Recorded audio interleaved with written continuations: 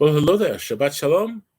Once again, we welcome you to our Shabbat observance, our shopkeeping, our Shabbat guarding, as I make sure that I put that in all of our titles after the initial title. And as you can see, it's a unity Shabbat service today, and this is our preview. And it'll be short. It will be finished within a half hour. And at 12 o'clock on YouTube, tune in to Your Arms to Israel, the Yadi network, and we're joining the other 5 other groups that are all coming together. I think there's 5. But it's good we do this once a month, and a lot of people are praying for unity, but they're really not putting their money where their mouth is, and we're willing to put aside our specific teaching for the greater good of the all. And I won't be teaching today specifically, but it's good that we are there to support each other.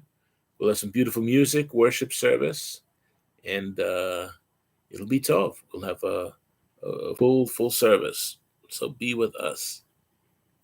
Oh, Colin, Shabbat Shalom to you, brother, and to Rian, wonderful people from Wales, England. So, amen. Wales, UK, and I don't know the logistics there, but very busy. The UK is very busy with the whole thing with the Queen, and the Prince of Wales is now the king, and now we have a new Prince of Wales, who was the son of the king, and so on and so forth. So a lot going on today. Leading up to the funeral of the Queen. Oh man! So whether you're following these things, it's hard to not be aware of these things, and it's stuff. So again, we are here to prepare everyone for this. Shabbat Shalom to William. Oh man, and to all the brethren, we wish you a blessed day. That's right. We have our master and our Melech, Yeshua HaMashiach. That's right. He is the one that we can all recognize, the Melech HaOlam, the King of the universe, the King of eternity, the King of infinity. So very, very tov recognition of that. Amen. Amen. So it is September 17th. It is the 28th day of the 6th Chodesh. Okay, the 6th month. We're running out of days there. And it is day 6. It's the day 6. It's the final day of the wood offering. If you've been following along with us last Sabbath, I gave an extensive teaching about the wood offering so you catch you all up to speed. Okay, I don't have time to do that today, but today is day 6, and as I said, there's 6 days of the wood offering. Each day, 2 of the tribes would offer their offerings to provide the wood for the altar for the sacrifices. So again, it's not wood for to make furniture, but it was wood to provide a place for the fire and the blood. And today is the 6th day. The last 2 tribes are Dan and Naphtali. And tomorrow morning, the 29th day of the month, September 18th, is the closing assembly of the wood offering. So we'll be having a short group meeting at 11 a.m. on our phone conference, not on YouTube. But and then Tuesday is the special 31st day of the month, which is the fall season marker, because all the months are 30 days except for the 4 seasons represented by a 31st day. So we see that the seasonal marker will be on Tuesday, and then Wednesday.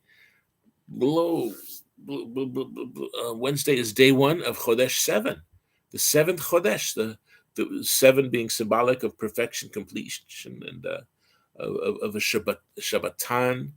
Okay, it is an amazing month of amazing events, and it's the head of the autumn, head of the fall, and it is also Yom Teruah. Some refer to it as the Feast of Trumpets. Some refer to it as Rosh Hashanah, the head of the year. But we know better. We know that the head of the year is actually in the very beginning of the spring. So Yom Teruah is on September 21st, day 1 of month 7. And we will be again, on our conference call, we'll be starting at 7 a.m., p.m. rather. And then at 7:30, our normal midweek midrash will suspend the model prayer teaching for the following week, because this coming Wednesday we will do a teaching and a celebration of Yom Teruah during our midweek midrash. So make sure that you're there. If you're not there live, if you can be there. Hello. So again, midweek midrash will be celebrating Yom Teruah, the Feast of the Trumpets, if you will, and at 7:30, our normal time, 7:30, and it's roughly an hour of a program on Wednesday. So join us then, and then the following Sabbath will be in our normal 11 o'clock time, our full service. Okay. So again, today is day 6 of the wood offering, and this coming Wednesday, the next Wednesday, will be Yom Teruah, according to the calendar, the times of Yah, the times of the Malachim, of the angels. Okay, so we will be celebrating that, and we're grateful that you've joined us today as we prepare to join our unity service in officially 12 o'clock. But we need to do a lot of preliminary stuff, so we'll be here till roughly 11:30. So again, as I do each week, I mark down on the calendar, on the YouTube notification that remember, Zachor, recall, imprinted in your mind that it is the Shabbat, it is to be guarded. Remember to guard the Shabbat day as kadosh, as holy, as set apart, as distinct, even as Yah has promised in his word. And again, we go to the book of Shemot, and this is your weekly reminder. This is my weekly reminder that we look at these verses, and they're imprinted on our hearts and in our minds. Shemot 20 verse 11, it says, Yahuwah blessed the Sabbath day and hallowed it. He blessed this day, and he also set it apart as distinct and as holy. He blessed that which is holy. His blessing makes it holy. If we expect to be blessed by Yah, we have to be set apart and distinct. We have to be part of his covenant. We have to be part of what he's doing these days, to be his people, his unique, set apart people. Yah says, be holy, for I am holy. I am kadosh, and I require that you be kadosh. The things that I give to you are all kadosh. They're only there to make you more kadosh. And it's not by legalism. It's not by rote. It's not automatically going to happen. We have to function within it and learn from it. And we see also in Shemot, chapter 31, verse 13, in which Yah is speaking to Moses, Moshe Rabbeinu, Moses, our teacher. So speak to the Bnei Israel, speak to the children of Israel, and say to them, above all, which should cause some bells to go off. Above all means it's top priority. And what's top priority? Let's see what follows. My Shabbatot, my Sabbaths, plural. My Sabbaths you shall keep. My Sabbaths, plural, refers to the weekly Sabbaths, the 52 weeks of the year, all the 7 days of this week that have been blessed and set apart. But also, Sabbaths, plural, also refers to, according to Leviticus 23, there are at least 7 additional Shabbatot that we observe, and that one of them is going to be next Wednesday evening. This Wednesday evening coming is Yom Teruah, which is a Shabbat. It is a Sabbath. Okay, my Sabbaths you shall keep, you shall guard, you shall observe, you shall watch over. Even as the word tells us, he that keepeth Israel neither slumbers nor sleeps. Okay? He keeps us, he observes us. It's the same word, shamar, to observe us, to watch over us, to guard and protect, and to not let it be contaminated by legalism, which is what Messiah had to deal with in his day, when people were following the teachings of man, interpreting what the Sabbath meant, that you couldn't eat the grain, and that you had to do certain things, certain tricks, in order to gain approval, But Yeshua set them straight. He says, I am Adonai Shabbat. I am the Lord of the Sabbath. Sabbath was made for man, not man for the Sabbath. It is there for us. And again, Shabbat is that we stop what we're doing, come to a complete grinding halt. Stop what you're doing. Stop the foolishness. Stop the bickering. Stop this, stop that, and start doing something different. Okay, this is the Shabbat. We start functioning within Shabbat rules, just like when Messiah establishes his kingdom upon the earth for that 1,000th year, which will be the 7,000th year of man's existence, that Sabbath of years. He's established that, and there's a different rules for this day. It is different rules for this day. We should not buy or sell. We should not kindle a fire. So we don't cook on the Sabbath. We don't go to the store on the Sabbath. We don't go to the ballpark on the Sabbath. We don't go to the museum on the Sabbath. These are all good things to do, don't get me wrong. But the Sabbath is his day, is the day of Yah. He opens the door to us and invites us in, as long as we are kadosh, as long as we are set apart, as long as we are distinct, as long as we acknowledge the simplicity of this day and the uniqueness of this day. Okay? You shall shamar, you shall guard it. Above all my Sabbaths, you shall guard, you shall protect. You know, when you were a kid, you had a favorite toy. No, that's my toy. That's mine. That's mine. That's mine. And you learn to share. And we share the Shabbat with each other. And we come into fellowship. We gather. It's a gathering time. Just like Yom Teruah is a day of gathering. When the shofar, when the awakening call happens, we gather together. And ultimately, it'll be, at least symbolically, the day of gathering up with Mashiach in the air. Whether it happens literally on that day, I believe it probably will be, because Messiah literally fulfilled the Passover and unleavened bread and the giving of the Ruach on Shavuot. All these things literally happened on the days that they were assigned in the spring feasts. Now, Wednesday, we enter into the realm of the autumn feasts, all contained within month 7, which is all so much symbolism there. It's almost like ridiculous how much stuff points us to his ways. So Yah doesn't want us to mess it up. His moedim, his appointed times, his set times don't change. His set times don't change. The first day of the 7th month will always be on miércoles, always be on the 4th day of the week, right in the middle of the week. When we go back to Bereshit 1, Bereshit Echad, the first chapter, where it says on the 4th day, Yah gave the lights to indicate the set times. Where it says seasons, the word is moed, the moedim, which is the set times.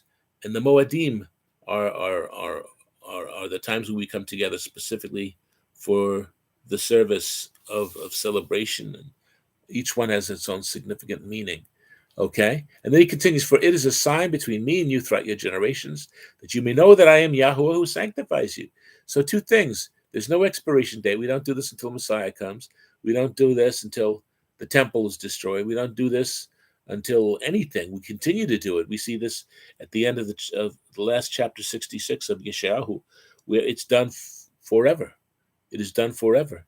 From one new moon to another, new month rather, to another, from one Shabbat to another, all flesh shall come to worship before me. And that's in the ever after phase of our existence. And the 14th chapter of Zechariah, where we assemble to celebrate the Moedim, especially listed with Sukkot, the Feast of Tabernacles. And that's coming up on a Wednesday also, as it always will be. And the 8th great day, the following week, is always on a Wednesday. Always on a day in which the lights will shine on these occasions. And the lights are indicated. There's 4 light sources, okay? We have the sun, the moon, the stars, and let's see what else. Us. We are told in Leviticus 23 that we are to proclaim the Moedim at their appointed times. A little play on word. Declare the appointed times at their appointed time. So it's an alarm goes off, and we are to shine a light on these Moedim, even as Yah gave the other 3 light sources for that same very purpose, that they were given instructions. They weren't created on the 4th day. They were given their marching orders. They were created on day 1, but day 4 is when they were given their marching orders. Okay, and we keep them. Why? So that we can be legalistically approved by our rabbis? No, it's a sign between us. It's a covenant sign. It's not just any day. It's not just, why can't we do this on a Thursday? Why can't we do this Tuesday morning? Well, you can do that on Tuesday. You can do a celebration. You can do a gathering, but the Shabbat is not a bargaining chip. It's not, well, okay, let's do our Sabbath then. No, it's always going to be on the seventh day. Okay? You blessed the Sabbath day, which is the seventh day. And in fact, the root of the number seven is in the word Shabbat. So it's immutable. It does not change. The calling and conviction in our lives is irrevocable, as is all the things that Yah has established. And we do this that we may know for sure that it is Yah who sanctifies. It's Yah who establishes our goings and our comings and goings and our ways. So Yah is to be praised and glorified. And again, we say, well, what are we supposed to do then? We're not supposed to buy or sell. What are we supposed to do? Well, Isaiah 58 is the next portion that we always look to. 58, 13, and 14. And again, mark it down in your Bible, put a little star next to it, or a little indication. You know, when we make a star, we always do that 5-pointed pentagram. So we got to develop a different way of marking things, you know, because the pentagram is a pentagram. It's an occult symbol. Okay, so let's get to Isaiah. Our time is limited today. It says, if you turn away your foot from the Sabbath. So again, our feet represent our journeys, our path, our daily plans. But on Sabbath, we turn our foot away from the Sabbath. Our normal route is altered. Okay, from doing your pleasure on my holy day. So our foot turns away, our pleasures are turned away. Okay, doing your pleasure on my holy day.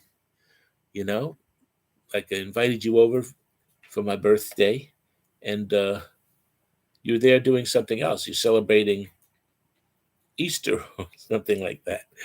You know, you're to observe.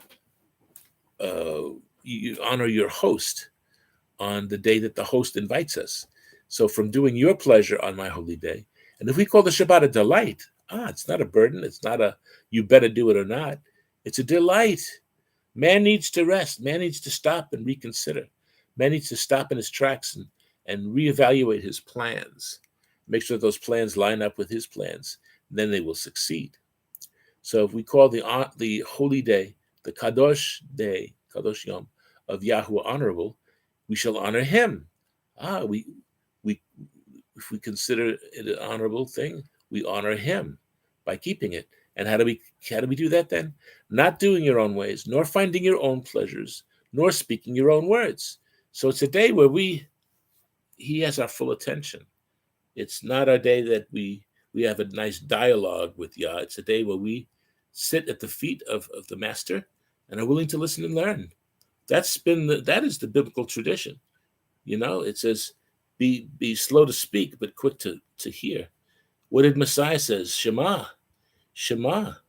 There are those who have grown slow in their listening, in their comprehension, deliberately, selfishly. He says that you hear and don't hear with your ears, that you see and you don't see with your eyes, because we've grown dull. We have to be sharp. We got to be sharp. The word is sharp like a two-edged sword. And the word has been given to us to receive and to speak it to others. So we have to have that sharp sword, not dulled by boredom and vain repetition. This is all living experiences. I read these portions every week, but it's alive. It's not just repetition. It is so we can get jump started. The cables jump start us into activity of hearing. Okay, that we don't do our own ways, finding our own pleasures and speaking our own words, or walking, setting our feet into our own path. Okay, then you shall delight yourself in Yahuwah, and as a result of that, I will cause you to ride on the high hills of the earth. We are in the good places, on the harim, on the hills, the mountains, the mountaintops, which are the places of revelation. Even in the pagan world, they look to the mountains. The true Elohim was the Elohim of the mountains, the one who was on high, the one who was way up there, not down in the valley, but up on the tops. Oh, Colette, Shabbat Shalom to you. Amen. Welcome. Okay, nor speaking your own words. Then, once we have all this distraction set aside, then you shall delight yourself in Yah. All these people say they want to worship Yah, but The Sabbath stuff is for the Jews. The Sabbath stuff is been put away, that it's ended. Now we can do it any day. Because Paul says something to the effect that, look, anybody can do anything on the day that they find. That's fine. But the Sabbath was not the bargaining chip included in that thing. Yeah, you can do anything you want on Tuesday.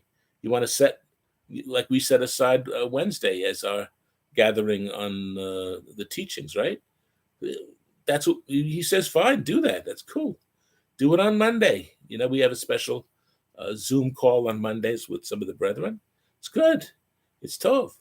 But Shabbat is not part of that bargaining deal. Okay, how about we do Sunday for Sabbath? How about we do Friday for Sabbath? No, you cannot call it a Shabbat. Call it what you will, but you must shomar a Shabbat. You must observe the Sabbath.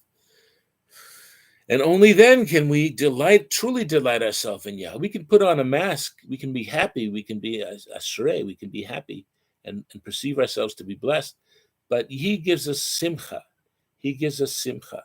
When you accomplish something wonderful, you have simcha. You have, okay, that's finished. Not that I swept it under the carpet, but that I actually finished this work. I was working hard on this. Boom, it's done. You get this wonderful sense of accomplishment. It's not pride, but it's a sense of, wow, I did what I set out to do. Those who put their hand to the plow and turn back is not fit for the kingdom. So whatever we set out to do, we better see it through. And that requires endurance. And we can't have endurance unless we begin to train and build that stamina. It's not just going to come to us like a thief in the night, if you will. It's going to come with training, the process. There's a process in everything. That's why the celebration of the first fruits is so important, because we go from the barley to the wheat to the wine to the oil. We're babes in Yah. We grow a little bit. We receive the bread of wheat, the 2 tablets, okay? But it's only the next step of the wine where we can have the covenant meal, okay? Just like in Psalm 23. He anoints my head with oil and my cup overflows.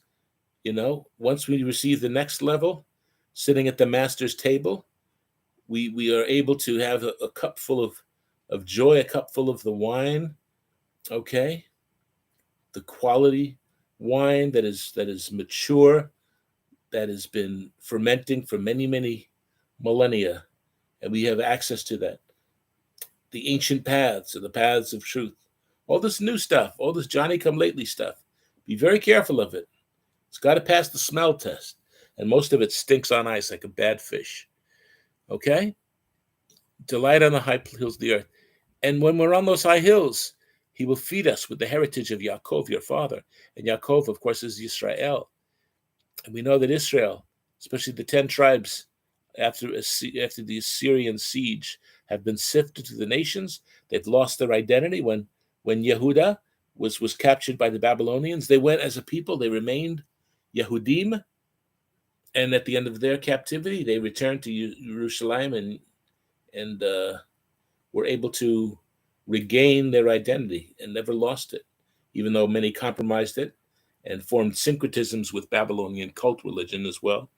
But the Israelites, Ephraim, was sifted through the nations. Their identity basically lost over the years. But they're coming to their knowledge again now, and that is where we all fit in. We will be fed with the rich heritage of our Father Yah. And that, again, all is based upon the Shabbat understanding, the Shabbat keeping, the Shabbat guarding. And then he concludes by saying, the mouth of Yahweh has spoken. And that is, he says, that's it. No argument. No further word needs to be said. Sometimes we can over-explain things, and I hope I don't do that. But I'm sure I do from time to time. I hope this is not one of those occasions, because I got to wrap it up in another minute. But again, we don't need to repeat and repeat and repeat the same thing over and over again. We need to move on. Once we have it established, okay, now we go to the next. Now we go to the next. And we take all that stuff that we've learned, and we park it in a good zone that allows our parking, and we move to the next and to the next, and we grow, and we accumulate. We put a nice stack of pancakes on there, and we put the syrup of the word that keeps it sweet, that keeps it flavorful, right? We put a pat of butter on there too, which we get from the milk of the word. We get the dairy. But again, we need to visualize things. We need to visualize things. That's what the tzitziot represents. That's what the various things that the mezuzot represent these things. They're reminders. Whatever you need to remind yourself of the promises of Yah, do so, as long as it doesn't become an idol or an icon of any way. So let us be faithful to Yah. Let us love Yah. And again, we're trying to love Yah with the best of our ability. And one of the way we show that is by being in unity with those of like mind. Whether we agree 157% with each other on every single point, we do agree on the essentials. And we're walking together. We listen to each other. We have dialogue. We don't speak past each other. We listen to each other. We weigh the matter. If we don't hear the complete matter before we answer, we're being foolish and sinful. We got to listen to the whole matter and then make up our minds. So that's, again, another reason why I do this every week, as a reminder, zachor, that our minds are stimulated to putting it all together, putting all those pieces together. We make a nice jigsaw puzzle, put it together. Wow, now what? Well, you can either glue it and serve it as a picture and put it on the wall, or you can take the pieces apart and put them back in the box, and we keep the box with us. It's sort of an ossuary, right? All the bones of that picture, of that reality that was once echad, one, are now back in its pieces, but we can always put it back together again. And that's sort of like our annual sojourn, our annual pilgrimage through the Moedim, that we put the pieces back together again and we celebrate. That's why the 8th great day after the 7 days of Sukkot is so significant, because it speaks of the next step, the next phase of our interests, of our existence. So be blessed of Yah. And again, at noon, turn over to Your Arms to Israel on your YouTube channel and check us out. You'll see a group of many different faces, and we will be celebrating together this wonderful Shabbat. So we say to you in the meantime, be well, be strong, be faithful to Yah, and be encouraged. And I thank you for all your kind words here. Hallelujah. Be blessed, one and all. Abba Yah willing, we will see you on Wednesday. Amen to Colin speaks. Amen. Speak, rather. I made your name a plural accidentally. Amen. And I thank you, brethren and sisters. Well, brethren includes sisters. So, brethren, and again, whether you're watching us live, in which case you turn to the Yadi network, or even if you're watching this at another time, you can still turn to Yadi and see the recorded service as well. See you on Yadi, Colette. Amen. Amen. So be well, be strong, be encouraged, and don't count yourself low. We are on the high hills where Yah would have us be when we do this, when we keep this, when we observe this, when we guard this. We will be on the high hills along with Yah. That's where He is. So we would join Him there. Join Him there. So again, we say Todah Rabbah. Thank you so much for joining us. And to be continued. That's why I'm not going to close it with the benediction or anything. It says this is like the preview. And at 12, turn it on. You'll see my punim, as well as many other wonderful servants of Yah. So for now, we say Shabbat Shalom. Be well, be strong, be encouraged. Lahitraot. We'll see you soon. Amen.